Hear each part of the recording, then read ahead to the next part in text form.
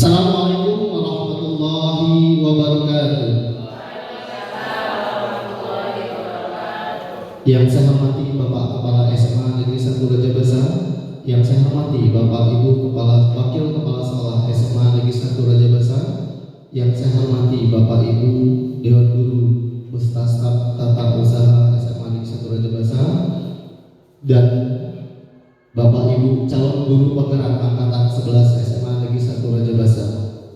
Pertama-tama, marilah kita panjatkan puji syukur kepada Allah Subhanahu wa Ta'ala. Pada siang hari ini kita dapat bersama-sama berkumpul di ruangan ini dalam kegiatan diseminasi menyebarkan pemahaman dan penerapan pemahaman budaya positif di SMA Negeri 1 Raja Basa yang akan disampaikan oleh Bapak Ibu Dewan Guru calon guru penggerak angkatan 11 Lampung Selatan, yaitu Bapak Bobi Andrian MPD dan Ibu Krisnawati Eskom, yang insyaallah akan dilaksanakan pada siang hari ini. Selanjutnya tidak lupa salawat serta salam kita junjungkan kehadiran Nabi Muhammad SAW. Allahumma sholli ala sayyidina Muhammad wa ala ali sayyidina Muhammad.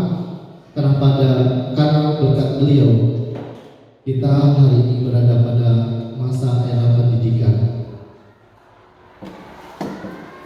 Untuk memulai acara, marilah kita bersama-sama mengucapkan 8 basmalah.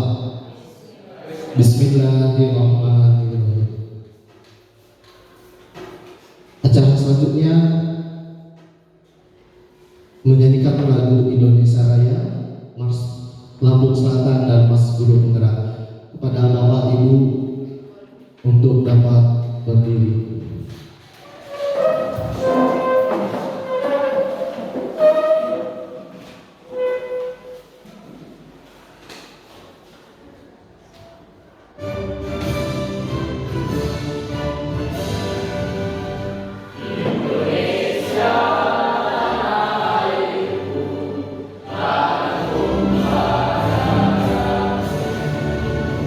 Di sana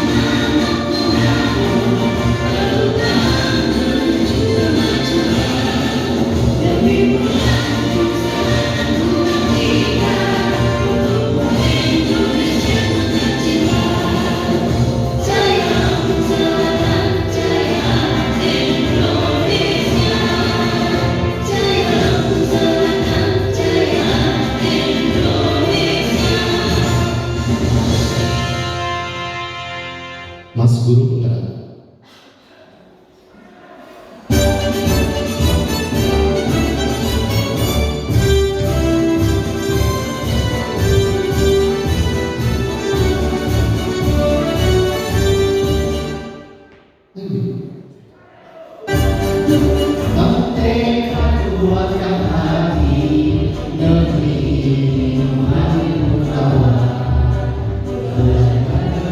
Bagi untuk negeri.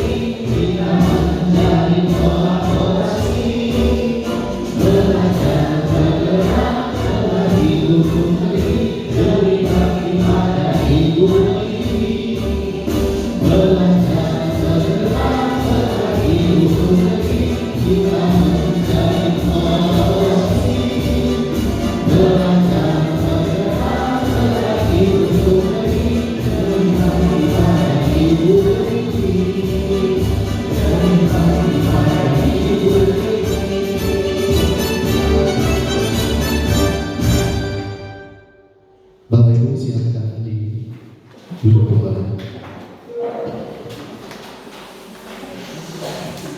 Pada kesempatan hari ini kita akan bersama-sama mendengarkan penyampaian materi diseminasi oleh dua orang guru calon guru berkenan angkatan 11 yang berada di SMA Negeri 1 Rajabasa. Yang pertama saya bacakan biodatanya. Yang pertama Ibu Misnawati Eskom, tempat tanggal lahir Lampung Selatan 16 Agustus 1944, alamatnya di Tebujung Kalenda, riwayat mengajar SD Negeri Kerinci, MTS Awalaya Cubung, dan SMA Negeri 1 Rajabasa. Riwayat pendidikan SDN 1 SDN Kerinci, kemudian SMP 3 Kalenda, SMA Pembangunan Kalenda, STIMIK Dharma Jaya Bandar Lampung, dan STKIP PGRI Metro. Kemudian yang kedua, materi yang kedua, Bapak Bobi Andrian, SPD UPD, tempat tanggal lahir Lampung Selatan 28 Juli 1993, alamat Bobi. Riwayat mengajar di SMA Negeri 1 Rajabasa dan dosen di Universitas Terbuka. Riwayat pendidikan beliau SD-nya di SDN 2 Wayanguli, SMP-nya di SMP Negeri 1 Kalenda, SMK Muhammadiyah 1 Kalenda, kemudian STKIP PGRI Bandar Lampung, dan melanjutkan jenjang magisternya di Universitas Lampung. Itulah biodata Bapak Ibu yang akan menyampaikan materi diseminasi tentang budaya positif. Sebelum kita memulai kegiatan materi, supaya lebih semangat, kita akan melaksanakan ice breaking terlebih dahulu. Silakan.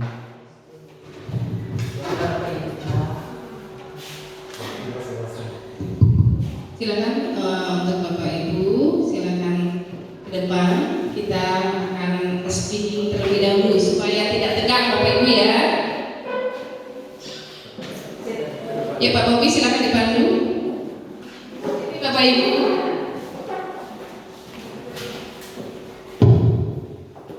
Iya Bapak Ibu, silakan berdiri di tengah.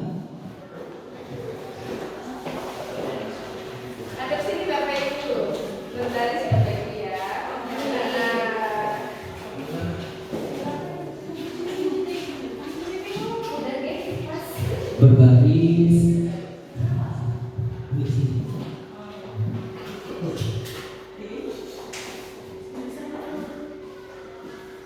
Mas barisan. Nanti kayaknya bisa nggak bisa ya, nanti ada pegangan tangan yang dulu. Ya. Nanti Saling pegangan saling supaya pegang pundak ya, saling pegang pundak. Iya. Iya. Kita mulai saja Bapak Ibu.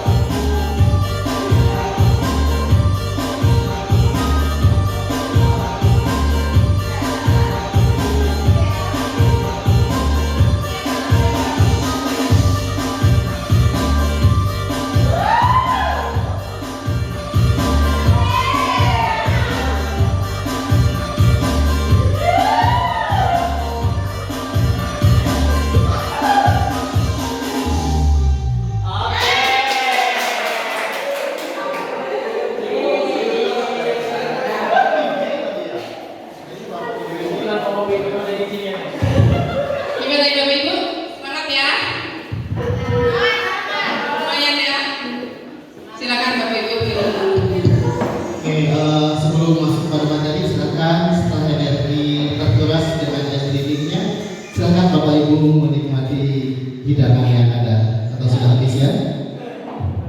Oke, masuk pada sesi materi. Sesi materi yang pertama akan disampaikan oleh Ibu Kisnawati, Sarjana Komputer. Kepada Ibu Kisnawati kami persilakan. Sampai diistirahat Bapak Ibu. Sampai ya. Lumayan menguras sedikitnya Bapak Ibu ya. Tapi biar tidak ngantuk. Baik, bismillahirrahmanirrahim. Saya akan mulai memaparkan materi hari ini, yaitu tentang konsep inti budaya positif. Di mana konsep inti budaya positif ini terdiri dari 8 Bapak Ibu. Yang pertama, perubahan paradigma belajar. Yang kedua, disiplin positif. Yang ketiga, nilai-nilai kebajikan. Yang keempat, kebutuhan dasar manusia. Yang kelima, motivasi perilaku manusia. Yang keenam, posisi kontrol guru. Yang ketujuh, keyakinan kelas. Dan yang kedelapan, yaitu segitiga restitusi. Nah, inilah materi yang hari ini akan dipaparkan oleh kami berdua. Saya dengan Bapak Bobi. Silakan Pak Mas. Nah, yang pertama yaitu mengenai pembelajaran dengan paradigma baru.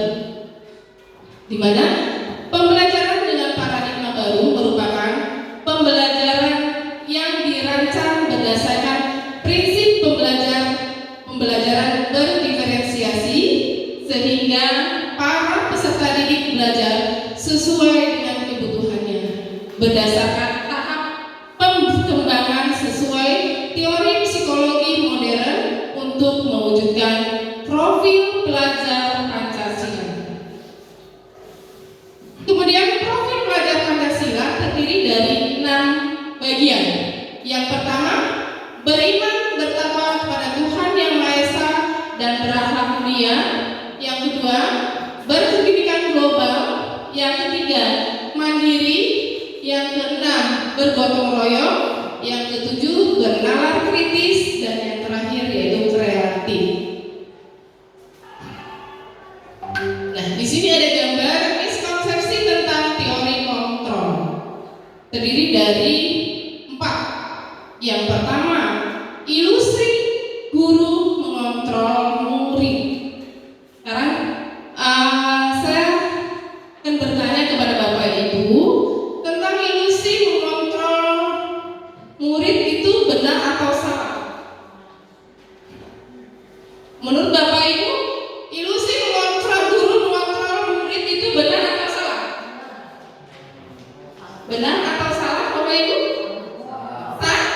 Salah ya Bapak Ibu ya. Karena siswa itu tidak sepenuhnya kita kontrol, tetapi yang benar kita arahkan. Ya Bapak Ibu ya. Kita tidak sepenuhnya mengontrol anak ya.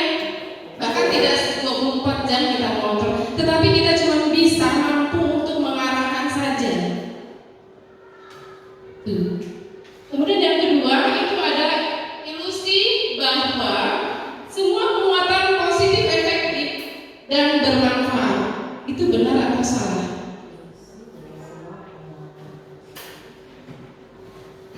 Benar atau salah Bapak Ibu? Salah ya. Kenapa Pak? Silakan Bapak.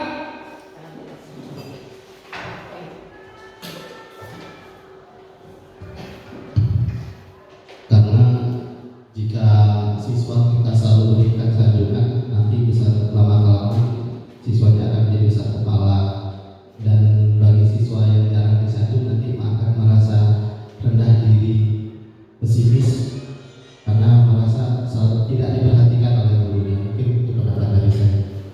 Ya benar ya Bapak Ibu. Jadi tentang ilusi bahwa semua penguatan positif efektif dan bermanfaat itu salah ya.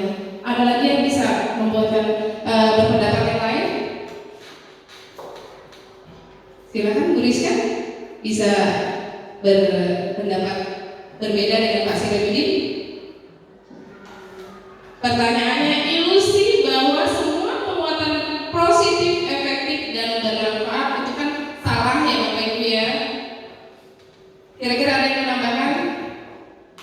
Bu Umi? Cukup? Cukup ya, karena cukup ya, benar yang dikatakan oleh Bapak Sirajudin tadi bahwa ilusi untuk melakukan positif itu memang kita salah. Kita tidak bisa berkeyakinan saja, tidak bisa kita apa ya? Iya, seperti itu Ibu ya. Kemudian yang ketiga, ilusi bahwa kritik dan membuat rasa bersalah mampu menguatkan karakter. Benar atau salah? Salah. Silakan ada yang Bapak Ibu yang bisa berpendapat, Bumi.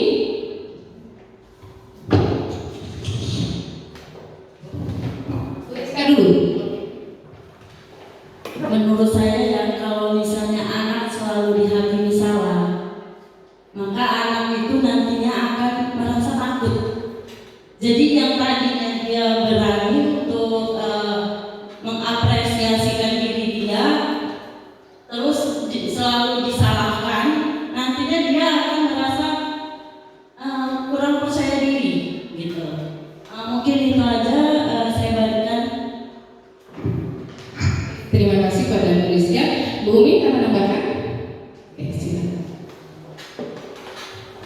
Baik, tadi bahwa pertanyaannya bahwa jika siswa kita selalu kritik, kita selalu dikritik kalau kita, kemudian kita buat dia merasa bersalah. Kalau menurut saya, ketika anak itu kita jatuhkan perasaannya, kemudian kita jatuhkan pendapatnya, biasanya anak tersebut nantinya akan menjadi kurang percaya diri di kelas, tidak mau lagi berinteraksi dengan guru, dan akhirnya kegiatan belajar mengajar kita juga tidak kondusif dengan siswa dan guru. Jadi kegiatan belajar mengajar nantinya tidak ada hubungan timbal balik antara guru dan peserta didik. Itu saja Bu. Terima kasih Bu Umi. Memang benar ya Bapak Ibu ya. Kita tidak bisa menjudge siswa itu selalu salah ya. Ada kalanya mereka bisa ya. Jadi seperti itu. Yang terakhir yaitu ilusi bahwa orang dewasa berhak memaksa. Salah atau benar? Salah. Ya. Kira-kira ada Bu Nibru?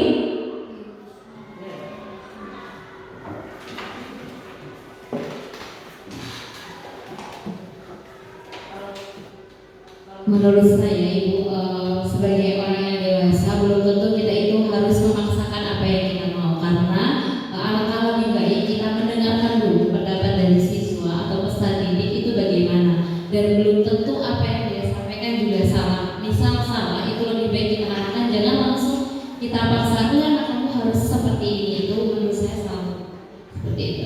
Ada lagi? Bu Olvi? Cukup ya? Cukup Bu? Ya, cukup. Memang di ilusi bahwa orang dewasa itu berhak memaksa, tidak ya, salah besar ya. Ketika orang dewasa bersalah pun kita bisa harus menerima ya. Contohlah kita di dewan guru ya Bu ya, ada orang mungkin dewan guru yang sudah senior, tidak harus benar kan mereka ya. Kita juga perlu mendengarkan jiwa-jiwa yang muda Bu ya, seperti itu. Oke, next. Di sini ada pengubahan paradigma stimulus respon ke pendekatan teori kontrol. Dibagi dua, stimulus respon dan teori kontrol. Stimulus respon, realitas atau kebutuhan kita sama. Kemudian teori kontrolnya, realitas atau kebutuhan kita berbeda. Yang kedua, semua orang melihat hal yang sama. Teori kontrolnya, setiap orang memiliki gambaran berbeda. Yang ketiga, stimulusnya kita mencoba mengubah orang agar pandangan sama dengan kita. Teori kontrolnya, kita berusaha memahami pandangan orang lain tentang dunia. Kemudian yang keempat, perilaku buruk dilihat sebagai suatu kesalahan. Teori kontrolnya, semua perilaku memiliki tujuan. Stimulus yang nomor 5, orang lain bisa mengontrol saya. Teori kontrolnya, hanya Anda yang bisa mengontrol diri Anda. Yang keenam, saya bisa mengontrol orang lain. Teori kontrolnya, Anda tidak bisa mengontrol orang lain. Yang ketujuh, pemaksaan ada pada saat bujukan menggaya. Teori kontrolnya, kolaborasi dan konsensus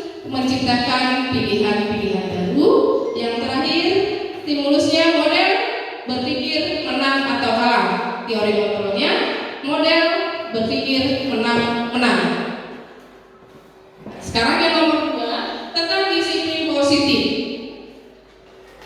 Di sini disiplin positif terdiri dari yang memiliki tanggung jawab terhadap apa yang dilakukan berdasarkan nilai-nilai yang diyakini. Kemudian disiplin positif merupakan salah satu cara penerapan disiplin yang bertujuan untuk menumbuhkan kesadaran serta memberdayakan peserta didik tanpa imbalan penghargaan atau reward, ancaman atau hukuman.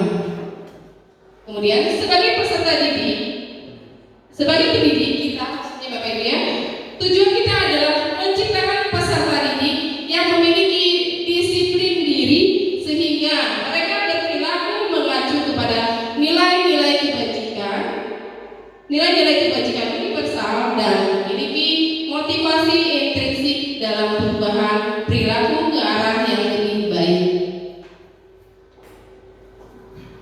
Nah, di sini pendekatan disiplin positif tidaklah tentang anak-anak atau murid, tetapi tentang diri dan cara kita sendiri, baik sebagai orang tua, sebagai guru, atau sebagai orang dewasa yang memberikan pengaruh positif kepada anak-anak atau murid.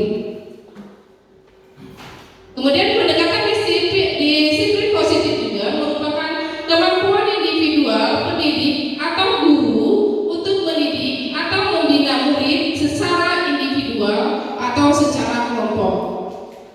Pendekatan secara individual atau kelompok perlu mendapatkan dukungan kebijakan sekolah dan peran rekan sejawat serta seluruh warga sekolah. Yang ketiga yaitu nilai-nilai kebajikan.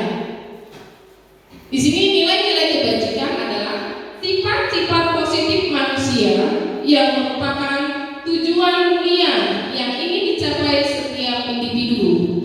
Nilai-nilai positif tersebut bersifat universal dan lintas bahasa, suku bangsa, agama maupun latar belakang dan disepakati bersama. Setiap perilaku atau perubahan memiliki satu tujuan. Dengan mengaitkan nilai-nilai kebajikan yang dimiliki seseorang, maka motivasi intrinsiknya akan terbangun sehingga menggerakkan motivasi dari dalam untuk dapat mencapai tujuan yang mulia yang kita inginkan. Kemudian nilai-nilai kebajikan yang ingin dicapai oleh setiap anak Indonesia kita kenal dengan nilai profil pelajar Pancasila. Nah, di sini ada contoh nilai kebajikan dalam suatu organisasi. Yang pertama, profil pelajar Pancasila yaitu kategorinya yang beriman dan bertakwa kepada Tuhan Yang Maha Esa dan berakhlak mulia, berpendidikan global, gotong royong, mandiri, kreatif dan bernalar kritis. Kemudian IBO kategorinya yaitu toleransi, rasa hormat, integritas, mandiri, menghargai, antusias, empati, keingintahuan, kreativitas, kerjasama, percaya diri dan komitmen.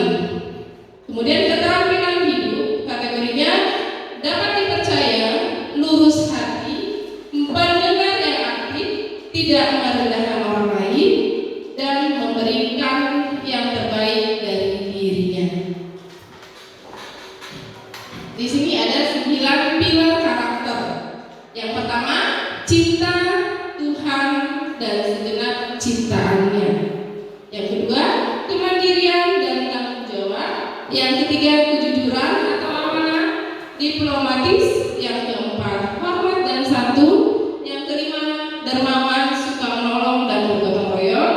Yang keenam, percaya diri, kreatif dan bekerja keras. Yang ketujuh, baik dan rendah hati. Yang kedelapan, toleransi. Dan yang terakhir, kedamaian dan kesatuan.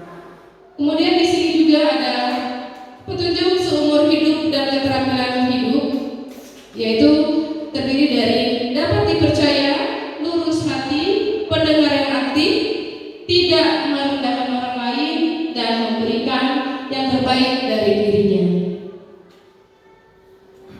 Nah, di sini ada terbagi dari 4 kategori nilai kebajikan, Bapak Ibu.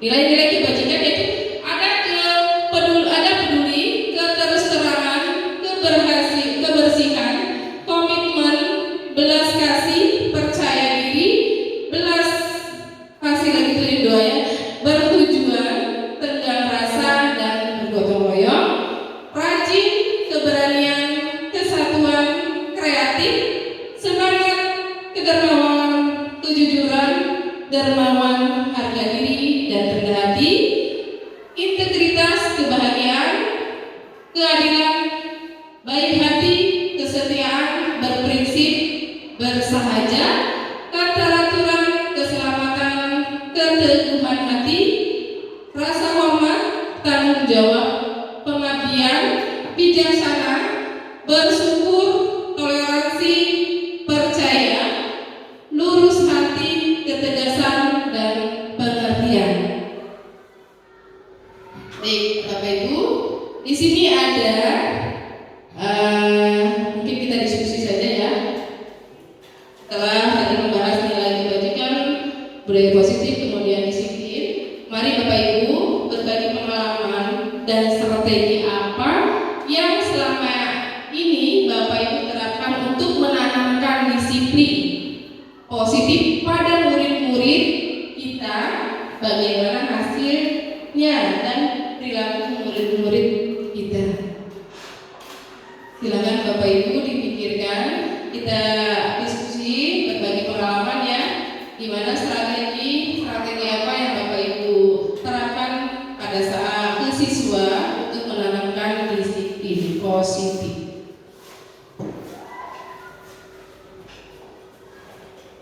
Silakan, ada yang bisa berpendapat untuk menerapkan strategi untuk menerapkan tentang disiplin positif. Bu Rizka, silakan. Mohon izin Ibu, di sini saya menggunakan strategi pembelajaran seperti ini Bu. Dalam satu bab itu saya merancang ada 4 pertemuan dalam satu bab. Nah, di mana pertemuan 2 itu saya menjelaskan tentang materinya. Lalu pertemuan ketiga itu kami melakukan langsung apa yang kami menerapkan langsung apa yang kami pelajari. Nah, untuk pertemuan terakhir itu ada pertemuan keempat di bab itu kami membuat suatu game di mana game ini menjadi suatu ajang mereka bermain sambil belajar gitu. Jadi setiap akan diadakannya game ini seperti game tebak-tebakan, terus itu teka-teki. Ini akan membuat anak belajar mandiri sendiri gitu. Jadi mereka ini merasa, saya mau jadi pemenangnya. Jadi mereka akan berlomba-lomba untuk belajar gitu. Nah, mungkin itu aja yang bisa saya sampaikan. Saya kembali. Ya, terima kasih kepada Bu Rizka tentang disiplin dalam pembelajaran Bu Rizka ya. Yang lain, Bu Mi, silakan.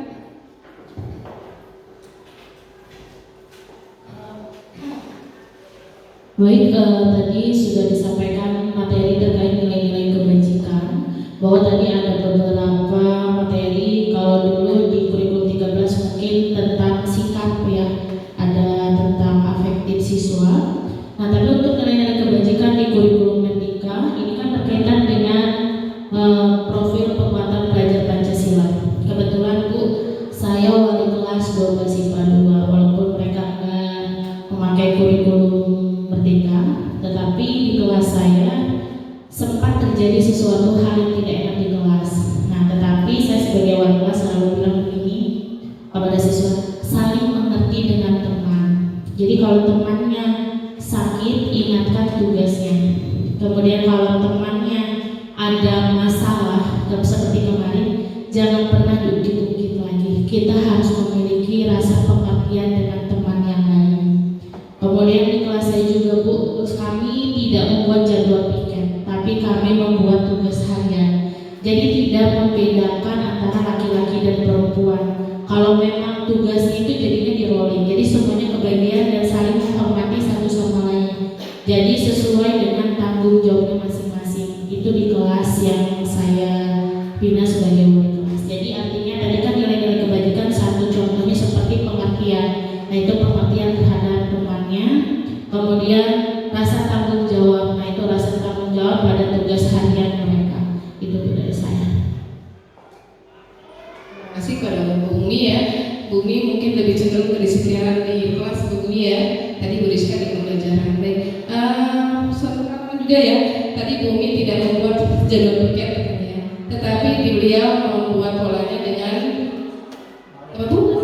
Tugas harian ya. Bisa kita contoh yang mungkin kita coba di kelas kita masing-masing, bahwa dengan tugas harian itu mereka akan sadar apa sih yang harus saya kerjakan hari ini. Ada tugas apa ya saya? Tanpa mereka melihat jadwal piket ya. Bagus sekali Bu Umi, bisa kita terapkan mungkin di kelas yang ingin mencoba memberdayakan disiplin positif tadi ya. Mungkin ada yang lain, Pak Sirajudin?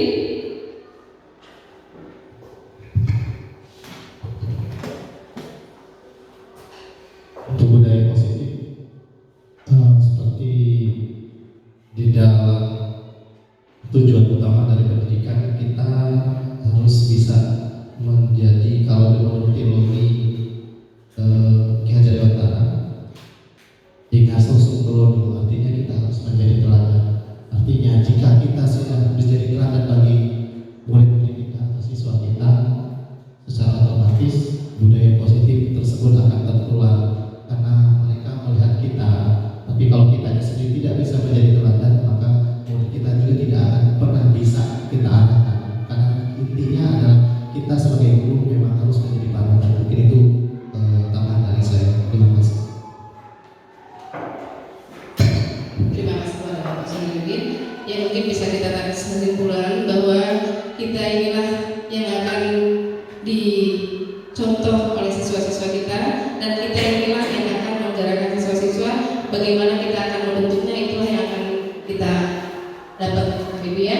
Oke, selanjutnya di sini ada kebutuhan dasar manusia, tapi sebelumnya mungkin pemaparan saya dari pertama sampai keempat ya, ini terdapat kekurangan, saya mohon maaf. Nanti saya akan dilanjutkan oleh rekan saya Pak Bobi. Namun kayaknya sebelum itu Pak Bobi, kayaknya Bapak Ibu bilang ya Bapak Ibu ya, Pak Bobi ya, gimana kalau kita SPT lagi Bapak Ibu? Siap ya? Bu Mita jangan ngelamun dong. Fokus Bu Mita ya. Kita speaking lagi ya. Biar lebih semangat. Silakan Pak Bobi. Speakingnya. Kita mau bertepuk-tepuk. Ya Pak Bobi ya? Oke. Bisa berdiri apa gimana? Duduk aja. Saya minta untuk Bapak Ibu berdiri ya Bapak Ibu Berdiri semuanya. Bapak Ibu. Kita mau speaking. Kita Iya. bertepuk-tepuk. Kita akan mengecek konsentrasi Bapak Ibu semua.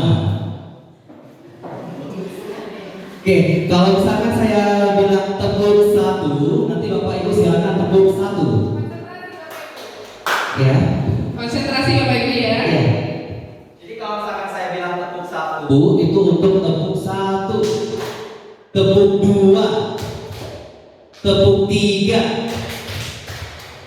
tepuk empat, tepuk empat, tepuk lima. Ingat ya? Oke, kita ulang lagi. Tepuk satu, tepuk dua, tepuk tiga, tepuk empat. Ayo. Bu Rizka angkat konsentrasi ya. Konsentrasi lagi. Konsentrasi. Tepuk tiga, tepuk empat. Masih rajin dan konsentrasi. Sekali lagi Pak Bobi. Oke, tepuk empat, tepuk lima, tiga kali tepuk lima.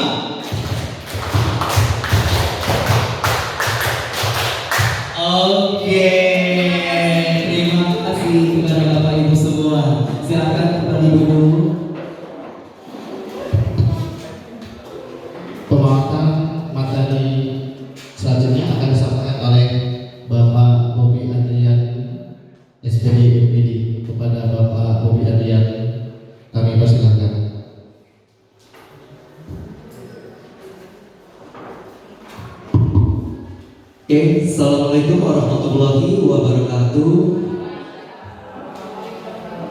Selamat siang Bapak Ibu. Saya ucapkan terima kasih kepada Pak Ibu yang telah meluangkan waktunya untuk acara diseminasi kami dalam terkait budaya positif. Di sini saya akan membahas terkait kebutuhan dasar manusia.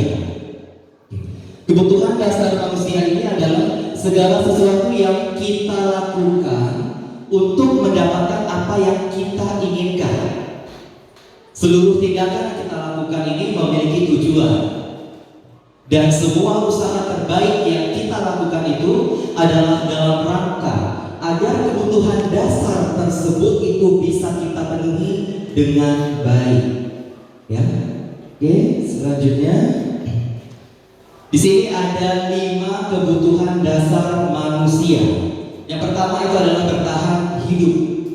Bertahan hidup kita butuh makan, tempat tinggal, keamanan dan kesehatan. Kemudian yang kedua, setiap manusia itu butuh nggak rasa kasih sayang? Butuh ya. Nah, ini merupakan kebutuhan dasar manusia. Setiap manusia butuh yang namanya kasih sayang dan rasa diterima, ya kan? Di sini rasa diterima, terus dipedulikan, berbagi, kerjasama, menjadi bagian dalam kelompok. Ya. Kemudian yang ketiga itu adalah penguasaan.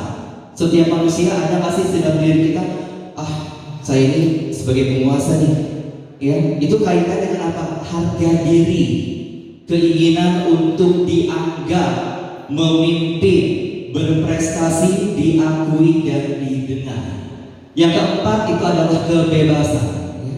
Kebebasan ini terdiri dari mandiri, memiliki pilihan, mencoba hal baru, mampu mengendalikan arah dirinya. Dan yang terakhir, kita butuh happy kan? Butuh sekali ya. Yang namanya kesenangan dalam diri manusia itu menjadi kebutuhan dasar. Yang pertama kita butuh bermain, ya, butuh humor, antusiasme dan tertawa. Oke, nah sebagai contoh ya, saat di kelas Doni terlihat lesu. Ketika ditanya oleh Ibu Amba, Doni menjawab, ia lapar dan orang tuanya tidak membawakan bekal makan siang. Dari kasus tersebut, kebutuhan dasar apa yang muncul? Yaitu bertahan hidup. Ya. Kenapa bisa bertahan hidup? Karena si Doni ini butuh makan. Ya. Butuh bekal makan siang. Terus contoh yang kedua, pada saat jam makan siang di sekolah, Doni selalu mencicipi makanan teman-temannya. Hal ini karena ia merasa bosan dengan bekal makanan yang dibawakan oleh ibunya di rumah dengan menu yang sama. Ya, oleh karena itu, dia ingin mencoba makanan temannya, ya kan? Nah, dari kasus di atas kira-kira nilai kebutuhan apa yang muncul? Kebebasan. Kenapa kebebasan? Karena Doni ini ingin mencoba yang baru, yaitu mencoba makanan temannya, ya. Karena Doni merasa bosan dengan bekal yang dibawakan oleh orang tuanya, ya. Oke, selanjutnya, nah di sini ada contoh. Nanti silakan Bapak Ibu tebak ya. Pertama adalah Galih merasa dirinya hebat. Dia meminta teman-temannya untuk menuruti apa yang ia perintahkan. Karena Doni selalu mentraktir temannya agar terlihat keren. Dari kasus tersebut kira-kira nilai kebutuhan dasar manusia yang mana yang muncul? Penguasaan. Oke. Kenapa penguasaan? Karena silakan Bu Nurul. Izin menjawab Pak Bobi, menurut saya ini Galih sedang mencoba memenuhi kebutuhan hidupnya pada bagian penguasaan. Kenapa? Karena dia sudah merasakan saya sudah mentraktir teman-teman saya. Jadi teman-teman saya ini harus ada di bawah kuasa saya. Mereka harus ikut apa mau saya, seperti itu Pak Bobi. Oke,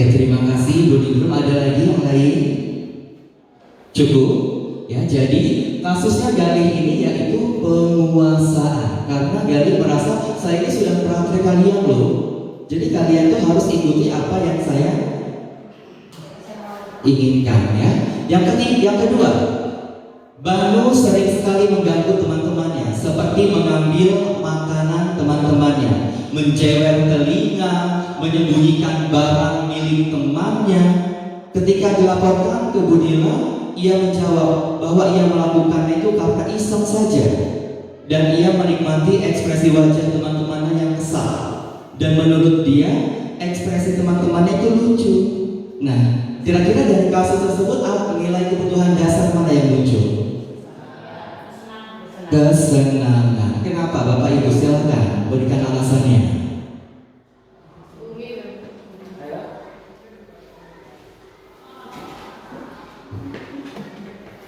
Baik, menjawab ya Pak Bobi. Tadi dicontohkan contoh, jadi ada siswa namanya Banu. Banu ini sengaja kata kita menjahil ya, jahil dengan teman-temannya. Ternyata ditanya oleh gurunya bahwa hanya iseng. Isengnya itu kan karena pengen bercanda dengan kawannya. Terus dia juga menikmati ekspresi temannya yang marah, nangis gitu kan. Diikuti nama dia, itu kan humoris dia di kelas gitu. Biasa siswa kita yang begitu di sini. Jadi menurut saya itu kesenangan dia aja. Itu Pak. Terima kasih Bu Umi atas tanggapannya. Ada lagi Bapak Ibu? Silakan. Boleh? Cukup? Oke, kalau cukup selanjutnya. Jadi dari kebutuhan dasar manusia ini kesimpulannya ya, bahwa sebagai pendidik kita harus mengetahui apa yang dibutuhkan oleh murid ya, agar mereka dapat merasa dihargai. Terlebih lagi ketika murid tersebut membuat kesalahan atau berperilaku yang buruk ya, dan tidak dapat dibiarkan begitu saja, namun kita memberikan perubahan dengan menerapkan budaya positif. Ketika seorang murid melakukan suatu perbuatan yang bertentangan dengan nilai-nilai kebajikan tersebut atau melanggar peraturan ya, hal itu sebenarnya dikarenakan mereka gagal memenuhi segala kebutuhan dasar manusia ya. Jadi pada intinya kita sebagai guru itu harus mengetahuinya. Jangan ini ada murid yang membuat kesalahan kita malah semakin menghakimi ya. Akibat dari menghakimi itu bukan menyelesaikan masalah, malah membuat murid itu jadi apa? Jadi semakin tertekan ya. Oke, selanjutnya. Nah, selanjutnya yaitu tentang motivasi perilaku manusia. Nah, di sini ada dua cerita lagi ya Bapak Ibu ya. Nanti di sini saya minta Bapak Ibu untuk memberikan pendapatnya. Yang pertama, di kantor Anissa mengerjakan tugas-tugasnya dengan semangat dan selalu datang lebih awal. Namun di balik itu, ia berharap mendapatkan pujian dari atasannya, memperoleh gaji yang besar dan dipromosikan menjadi karyawan tetap. Alasan lainnya adalah ia tidak ingin mendapatkan hukuman atas kelalaiannya dalam melaksanakan tugasnya. Kemudian yang kedua, di sekolah Ibu Ani menerima tugas tambahan sebagai koordinator perpustakaan dan pembina pramuka. Ia menerima tugas tersebut dan mengerjakan tugas tersebut sebagai tanggung jawab yang diamanahkan. Dengan tugas tersebut, Bu Ani merasa ini adalah salah satu cara ia dalam mengembangkan kompetensi dirinya sebagai pendidik dan menjadi pengalaman menarik. Dari kedua cerita ini, kira-kira ada perbedaan tidak? Kalau tidak, kalau ada silakan berikan penjelasannya. Silakan Bapak Ibu. Pak Sira. Silakan Bu Mita. Bu Mita.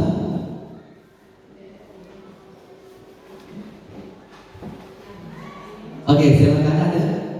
Oke, silakan Bu Ningro. Izin menjawab Pak Bobi, ini kalau menurut saya ada perbedaan sumber motivasi antara kedua kasus ini. Untuk kasus yang pertama itu tentang ada Ibu Anissa yang di kantor semangat mengerjakan tugas. Menurut saya ini karena adanya motivasi dukungan dari luar. Jadi ini masuk ke motivasi ekstrinsik menurut saya. Jadi karena adanya pengaruh luar dengan dia kan mengharapkan sesuatu, mengharapkan pujian, mengharapkan imbalan, menghindari adanya pelanggaran peraturan, itu karena adanya pengaruh dari luar. Nah, sedangkan kalau untuk Bu Ani yang mengerjakan tugasnya sebagai pembina maupun koordinator perpus, ini kan dia merasa adalah sebagai bentuk untuk pengembangan diri. Berarti motivasi ini muncul dari dirinya Bu Ani sendiri, bukan karena pengaruh pihak-pihak luar seperti ini. Terima kasih Bu Ningrum. Ada lagi Bapak Ibu? Pak Sira? Oke, cukup ya Bapak Ibu ya.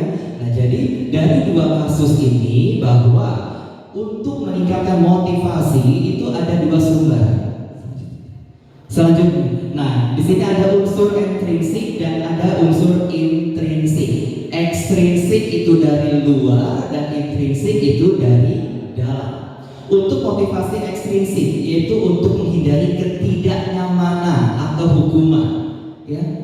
Contohnya tadi yang dilakukan oleh Ibu Nisa, ya. Dia mengerjakan tugas itu karena takut dimarahi oleh atasannya, takut kena hukumannya, ya. Sedangkan kalau misalkan motivasi intrinsik itu adalah untuk menjadi orang yang mereka inginkan dan menghargai diri sendiri. Contohnya tadi seperti Ibu Ani, ya, yang menjadi petugas perpus dan pembina pramuka. Dia menjalankannya dengan penuh tanggung jawab. Dia mengingat tugasnya adalah sebagai kepala perpus dan pembina pramuka. Oke, selanjutnya, nah di sini ada 3 motivasi. Yang pertama itu adalah hukuman, yang kedua konsekuensi, yang ketiga adalah restitusi. Untuk hukuman tidak terencana atau tiba-tiba. Murid tidak tahu apa yang akan terjadi. Kemudian selanjutnya bersifat satu arah dan berupa hukuman fisik atau psikis. Yang kedua adalah konsekuensi. Konsekuensi ini adalah terencana. Yang kedua, murid tetap dibuat tidak nyaman. Yang ketiga, sikap guru selalu memonitor murid. Sedangkan yang ketiga adalah restitusi, proses menciptakan kondisi bagi murid untuk memperbaiki kesalahan. Yang kedua adalah proses kolaboratif yang mengajarkan murid untuk mencari solusi sendiri. Oke, di sini ada 5 posisi kontrol guru. Nah, di sini ada soal pemantik ya Bapak Ibu ya. Nah, pagi ini Ibu Sarah sedang memberikan penjelasan materi IPA kepada siswa kelas 6. Di tengah-tengah proses pembelajaran, Ibu Sarah mendapati Tono sedang asik memainkan ponselnya dan membuka TikTok. Hal ini membuat Ibu Sarah kecewa dan langsung menegur Tono. Dari soal pemantik tersebut, kira-kira nilai kontrol apa yang diterapkan oleh Ibu Sarah? Apakah memberikan hukuman atau konsekuensi atau restitusi? Langsung menegur, kira-kira apa? Langsung menegur, iya, apa? Apakah hukuman, konsekuensi atau restitusi? Karena sebelumnya kan sudah ada bahwa tidak. Baik, izin menjawab. Ya, dari masalah yang dihadapi oleh Ibu Sarah dengan melihat siswanya di kelas ketika pembelajaran dan dia melihat handphone untuk melihat TikTok. Nah, ini berarti konsekuensi. Karena apa? Karena bagi siswa kan sudah ada bahwa tidak diperbolehkan membawa handphone kecuali ketika memang guru tersebut meminta. Jadi itu konsekuensinya memang harus ditegur seperti itu. Terima kasih. Oke, terima kasih Bu Yana atas tanggapannya. Ada lagi Bapak Ibu?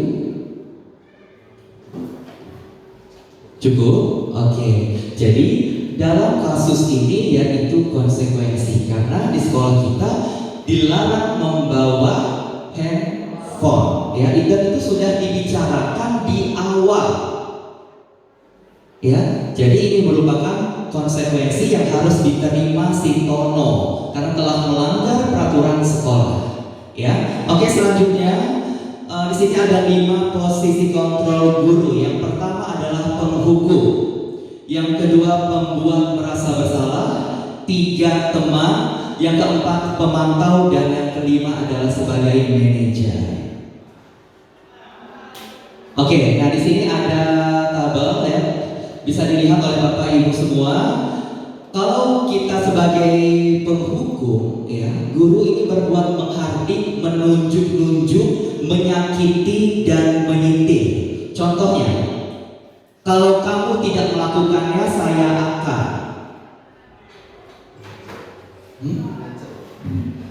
apa? Mengancam, ya. Hasilnya apa? Terjadilah anak itu memberontak, dendam akhirnya kepada diri kita sendiri, ya. Kemudian kalau misalkan kita selaku guru menjadi posisi pembuat orang merasa bersalah, yaitu berceramah menunjukkan kekecewaan yang mendalam. Guru berkata, kamu sudah mengecewakan bapak dan ibu, saya kecewa sama kalian. Nah, itu merupakan contoh dari membuat orang merasa bersalah. Sehingga hasilnya apa? Anak-anak itu apa? Melakukan berbohong. Di depan kita baik, di belakang kita jelek, ya. Selanjutnya, kalau kita sebagai teman membuat alasan untuk murid-muridnya. Contoh, lakukan untuk bapak ibu. Ya sudah, nanti bapak ibu bantu bereskan. Akhirnya apa hasilnya? Anak itu menjadi ketergantungan. Anak itu gak mandiri jadinya, ya. Semua ketergantungan kepada kita. Kemudian selanjutnya, kalau kita sebagai pemantau menghitung dan mengukur apa peraturannya, apa konsekuensinya, apa sanksinya, dan hasilnya apa? Menyesuaikan bila diawasi. Kalau kita meleng sedikit, kalau kita tak mengawasi, apa hasilnya? Anak itu bakal ambiar, ya. Kemudian terakhir sebagai manajer. Di sini yang kita lakukan adalah mengajukan pertanyaan-pertanyaan. Apa yang kita yakini? Apa kamu meyakini hal tersebut? Kalau kamu meyakininya, maukah kamu memperbaikinya? Kalau kamu memperbaikinya, jadi kira-kira hal tersebut akan menggambarkan apa tentang dirimu? Sehingga hasilnya apa? Terjadi penguatan karakter di dalam diri. Nah, dari kelima kontrol ini, kira-kira guru butuh nggak sebagai posisi manajer? Butuh, ya Bapak Ibu, ya. Jadi kita sebagai guru itu butuh sebagai manajer. Manajer ini adalah merupakan posisi di mana guru berbuat sesuatu bersama dengan murid, mempersilahkan murid mempertanggungjawabkan perilakunya, mendukung murid agar dapat menemukan solusi atas permasalahannya sendiri. Ya. Oke, selanjutnya di sini ada contoh penerapan 5 posisi kontrol.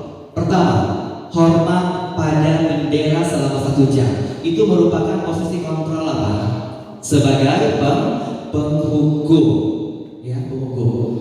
Coba kamu silakan berdiri di depan tiang bendera, kamu hormat. Nah, itu namanya penghukum, ya. Kalau misalkan nih, berapa kali Bapak harus memberitahukan kamu selalu saja mengecewakan Bapak. Kira-kira apa tuh? Pembuat merasa bersalah, ya. Selanjutnya, ayo dong ikuti aturan sekolah, tolong bantu Bapak ya sekali ini. Ya sudah, tidak apa-apa, lain kali jangan sampai berbuat seperti ini lagi ya, nak ya. Itu sebagai apa? Sebagai teman, ya. Kemudian selanjutnya, kamu sudah melanggar peraturan sekolah. Kamu tahu konsekuensinya? Setelah upacara, kamu beli atributnya ke koperasi dan jangan diulangi lagi. Itu sebagai apa? Pemantau. Oke, nah di sini ada beberapa teks ya. Coba di sini. Saya kecewa sekali dengan kamu. Kira-kira posisi kontrol apa yang muncul?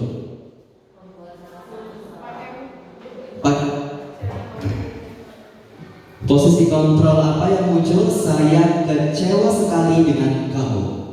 Membuat merasa bersalah. Membuat merasa bersalah. Oke, selanjutnya, apa rencanamu untuk menyelesaikan hari ini, masalah ini? Sebagai Manajer. manajer, ya. Oke. Kamu tidak pernah mendapat nilai jika tidak mengerjakan tugas. Kira-kira posisi kontrol apa yang muncul, Bapak Ibu? Sebagai penghukum, ya, karena ada ancaman di sini, ya. Oke, selanjutnya adalah keyakinan kelas. Ya. Keyakinan kelas itu kita butuh. Mengapa perlu peraturan kelas dan mengapa perlu keyakinan kelas?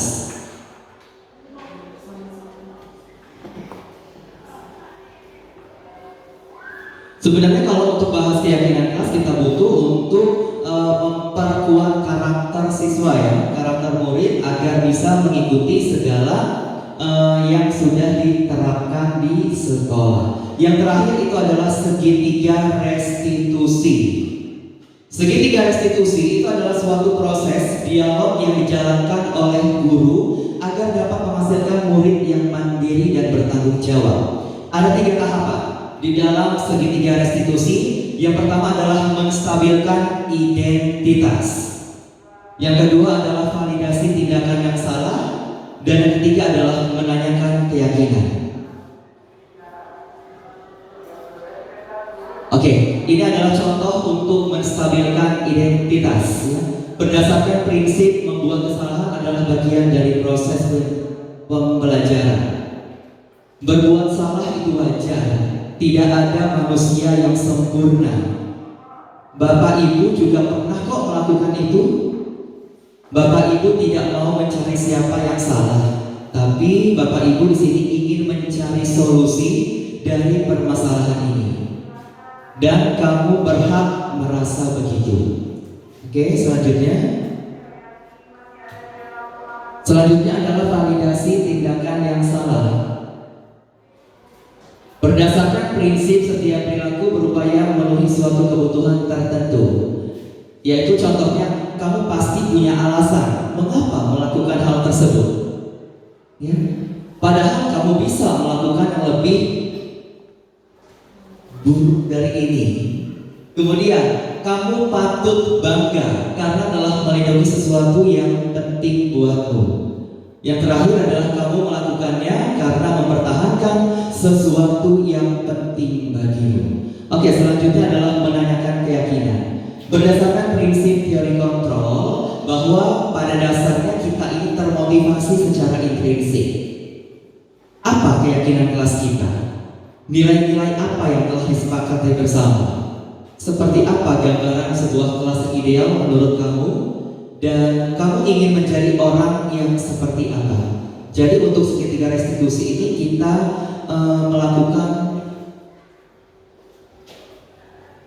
memberikan pertanyaan yang baik kepada anak agar anak itu bisa memberikan pertanggungjawaban atas kelakuannya. Ya, kalau kita menghukum, anak itu akan jadi marah kepada kita. Ya, jadi segitiga restitusi ini adalah sebagai posisi manajer. Ya, sebagai posisi manajer.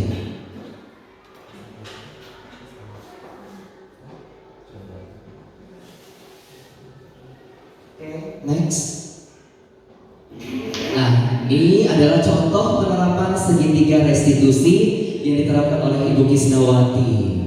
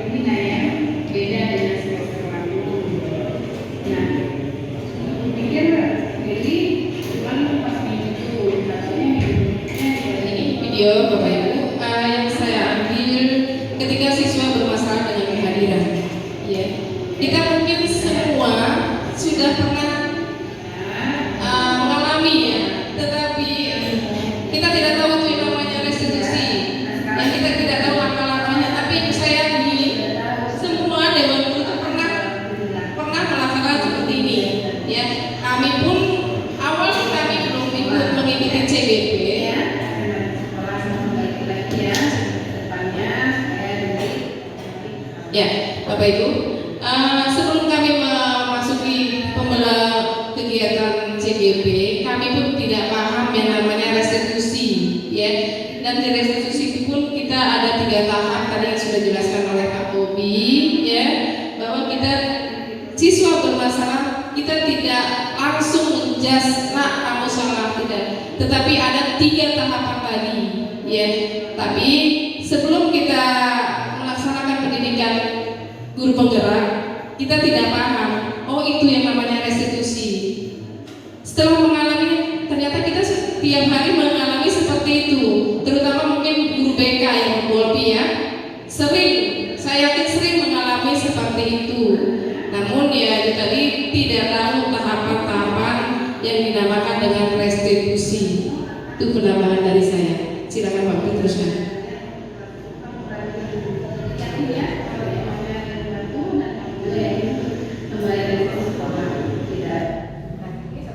Oke, nah kalau ini saya melakukan segitiga restitusi terhadap siswa yang pada saat itu membawa HP ke sekolah.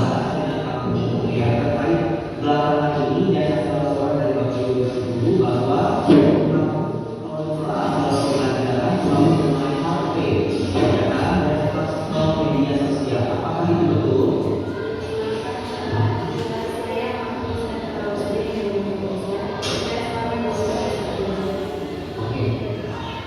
Isi Bapak mau ini, karena Bapak Ibu yang ada di posisi seperti kamu, Bapak berbagai waktu itu ada masalah. Tetapi sini kamu mau tahu mengapa kamu bermain konsen di saat jam pembelajaran? Apa alasannya?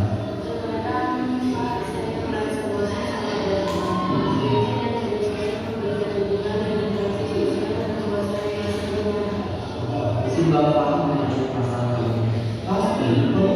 Oke, nah ya, nah jadi dari penilaian segitiga di sini ya bahwa dalam penerapan program disiplin positif hendaknya guru memiliki standar kepribadian, profesional dan sosial yang baik, di mana guru mampu merefleksi dirinya dalam posisi kontrol saat ini. Bagaimana perjalanan dirinya sebagai among atau manajer yang menuntun murid-muridnya menjadi insan yang mandiri, merdeka dan bertanggung jawab. Ya, nah jadi itulah penjelasan dari kami, saya dan Bu Isnawati terkait budaya positif yang sudah kita terapkan ya Bu ya di sekolah, yaitu dengan menjadi manajer dan menggunakan segitiga restitusi. Nah, dari penyampaian di sini kira-kira adakah yang ingin ditanyakan oleh Bapak Ibu? Silakan. Ada yang ditanyakan Bapak Ibu? Apakah sudah cukup? Cukup jelas ya Bapak Ibu ya. Ya, mudah-mudahan pada hari ini kami mengibaskan hasil pendidikan kami kepada Bapak Ibu Dewan Guru. Harapan besar bagi kami Bapak Ibu bisa mengimplementasikan ke dalam lingkungan kita ya, khususnya kita di SMA 1 Rajabasa. Semoga ini bermanfaat bagi kita semua, terutama kita kepada siswa ya. Itu penutup dari saya. Silakan Pak Bobi. Baik, pada intinya kita selalu guru harus memiliki sikap sebagai among tadi ya, sebagai manajer. Dan saya berharap semoga kita bisa bergerak bersama. Semoga kita itu apa? Ibu adalah bergerak, tergerak dan menggerakkan. Oke, terima kasih kepada Bapak Ibu semua. Kami ucapkan wassalamualaikum warahmatullahi wabarakatuh. Ditunggu ya Ibu ya untuk calon guru penggerak angkatan 12.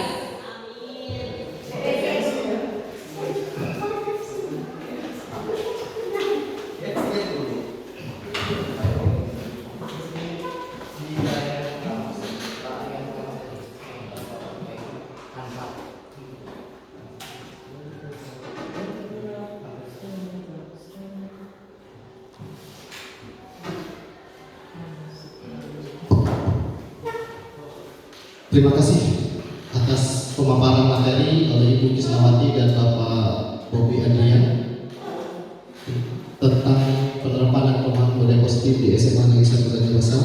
Semoga dari pemaparan dari Bapak Ibu calon guru penggerak angkatan 11 ini bisa menambah wawasan dan kompetensi kita sebagai seorang guru dan juga mampu menggugah Bapak Ibu semuanya untuk dapat bersama-sama bergabung bergerak menjadi seorang calon guru penggerak pada angkatan 12 ataupun angkatan 13 pada masa yang akan datang. Tibalah pada akhir acara, saya selaku pembawa acara mengucapkan mohon maaf apabila dalam memimpin acara saya mendapat kehilapan dan kesalahan. Kepada Allah saya mohon ampun. Marilah kita tutup acara ini dengan bersama-sama mengucap lafaz hamdah alhamdulillah. Dan saatnya wabillahi taufiq wal hidayah. Wassalamualaikum warahmatullahi wabarakatuh. Tergerak